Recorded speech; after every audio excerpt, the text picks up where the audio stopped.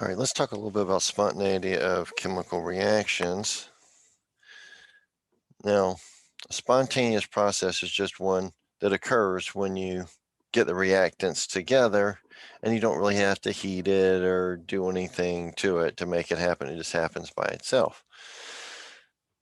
And so there's no outside influences. So the spontaneous change does have a direction. That is, if I try to do a chemical reaction in reverse, it's not going to happen.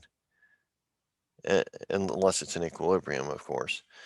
Or a physical process. For example, at room temperature, ice will spontaneously melt, but getting water to freeze to form ice at room temperature is not likely. Rusting iron occurs spontaneously, but you don't see rust turn into iron metal without performing some sort of reaction. So we can conclude then a spontaneous process has a certain direction, that the opposite of that process must be non-spontaneous. That means I have to have some sort of outside intervention. That doesn't mean the process cannot be made to occur. It just means that I have to intervene in some way to make it occur. Exothermic reactions tend to be favorable. You probably want to review some of our thermodynamics from the first semester course. You want to go back and maybe review those videos. All the principles still hold, and that's where we focus on the delta H and endothermic and exothermic. Exothermic reactions tend to be favorable. That means it's releasing energy into the surroundings, but that doesn't necessarily ensure that it's spontaneous, but it is a favorable condition. For example, freezing water is exothermic, but it's only spontaneous at or below 0 degrees Celsius. And it will melt or freeze sort of reversibly at 0. So there's an increase in the disorder of the system, but that's a favorable condition, but that doesn't necessarily ensure spontaneity. You need a proper combination of those things, and that's a lot of what this chapter will focus on. So let's look at the second law of thermodynamics. It has to do with the state of disorder. The first semester course focused on endothermic and exothermic. Exothermic means it releases energy. That means there's enough energy to keep the reaction going. Endothermic, usually you have to have it above a certain temperature for it to react. I've got to heat it in some way, usually imagine cooking a reaction. Now, assuming the room is adequately warm, some reactions will occur spontaneously at room temperature, but not others. And so temperature often determines that. So if it's spontaneous, according to second law, there is the universe has a trend to a greater disorder. We often look at disorder changes of the system, though. So the free energy change of the system must be negative, and we're going to focus on that. And the entropy of the universe must increase for it to be spontaneous. Fundamentally, the system must be capable of doing useful work on the surroundings for a spontaneous process to occur. Entropy is a measure of disorder or randomness. Like delta H, the entropies have been measured and tabulated in Appendix C, and we'll get to that. So when the delta S, or the entropy, the disorder increases, that favors spontaneity. If the delta S is less than 0, that does not favor spontaneity. But we have to look at the delta H and what the heat's doing to determine whether the reaction will occur or not. So it's a combination of those two effects. So for a spontaneous process, the universe entropy, which is equal to the entropy of our system plus the entropy of our surroundings, is greater than 0. That means what if delta S is negative? That is, the disorder increases or the order of the system increases. The entropy of the surroundings must increase so the net change is positive, a net disorder increase for the universe.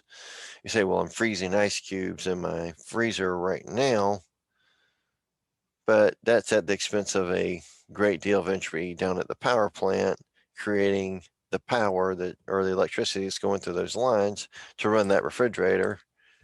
That's freezing the ice. In general, a gas is going to have more disorder than a liquid, which will have more disorder than a solid. And you can see that the solids are usually nice and ordered.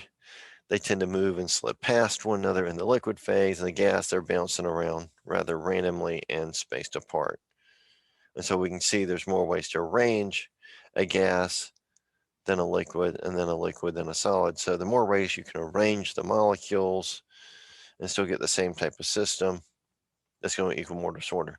In a rigid solid, they can't move. They may just vibrate a little bit, and you're not going to get much disorder there. It's a pretty ordered system.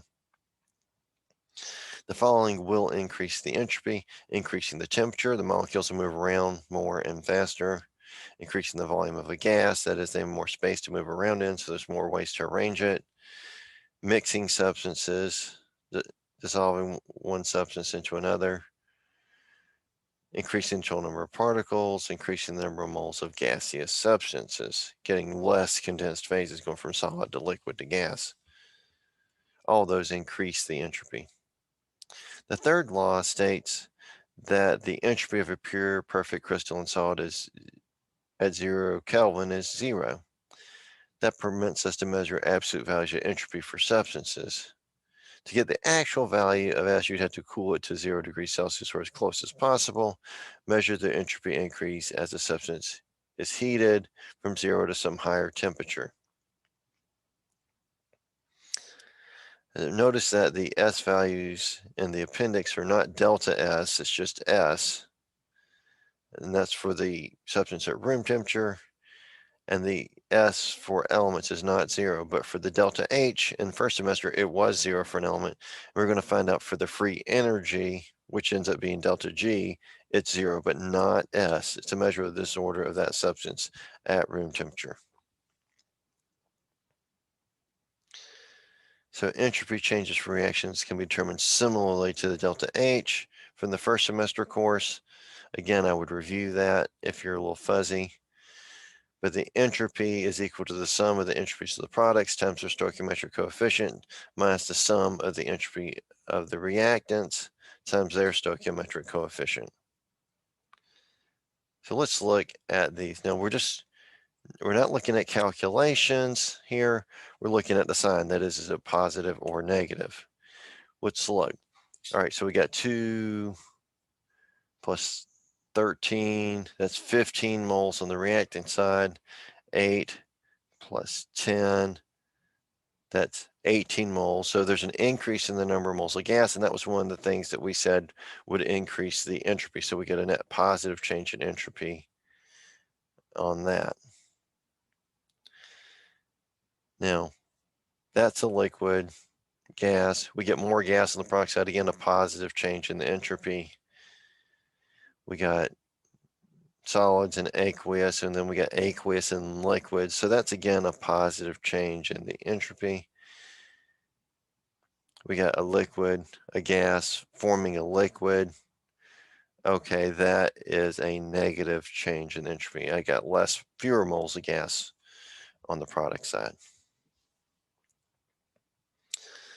Let's look at a definite calculation. So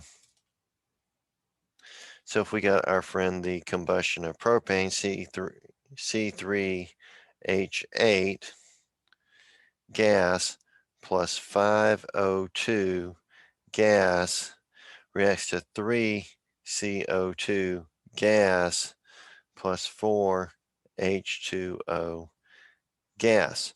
Now, when you look these up, you need to be particularly careful about the phase, particularly water. There'll be more than one phase in the table, and you need to make sure you're getting water gas, not water liquid, for example. Past that, let's look at the paper. So let's look at it on paper. We got our reaction for propane, so we want to write the equation first. So delta S standard for the reaction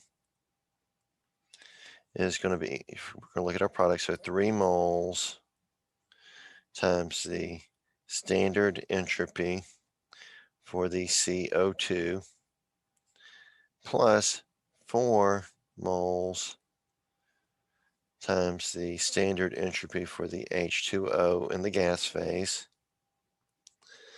That's my product side minus my reactants.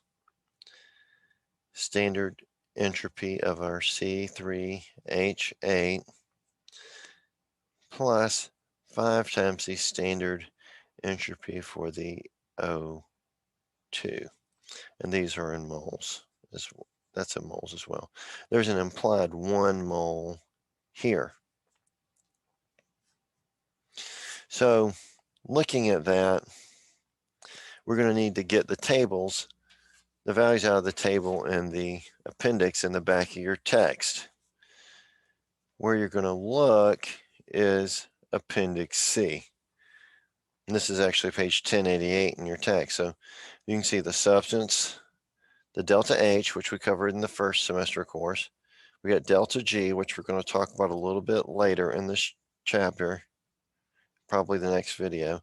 And then our S, notice no delta. Also notice the difference in units is joules per mole Kelvin. And if you're going to do calculations involving more than one of these, you need to make sure the units match.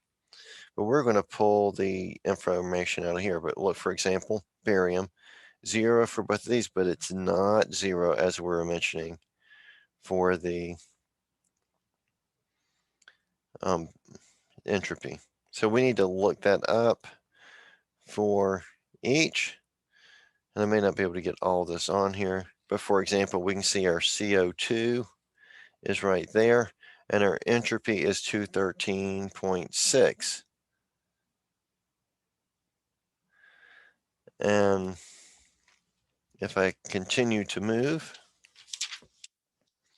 we can look at oxygen. Usually it's by the main element. And you notice you can see water there in the gas phase and in the liquid phase. So we're going to pull the information out of this last column of the table. But what I want is the one in the gas phase, because that's what's in the reaction. So I want the 188.83. But be careful. That's what I was saying. Be careful about having more than one phase of a substance. So let's get the values and plug them in then. So that's how you pull it out of the table. So now I'll actually do the pulling. So our delta S standard for our reaction is going to be 3 times the entropy for the CO2, 213.6 joules per Kelvin, and I canceled the moles because there's moles here and there's moles there, and so I canceled them. Plus 4 times the water, so we're going to pull that water again out of the table, and that was 188.83 joules per Kelvin.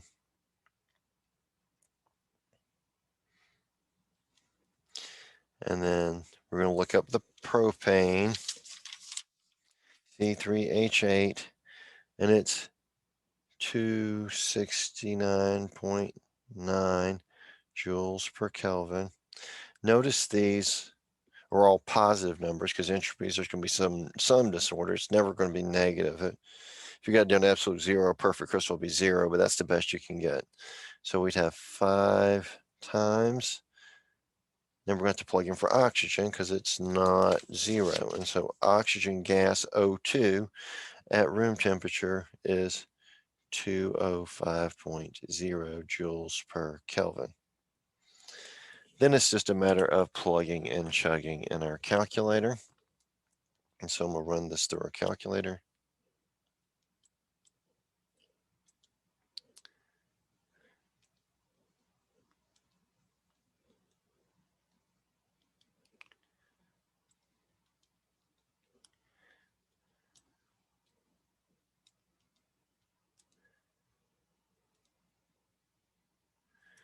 And so I get a delta S standard for the reaction equal to 101.2 So that we're going to go to the tenths place. And so we're going to call that 101.2 joules per Kelvin. And that would be the entropy for that particular reaction as written at room temperature.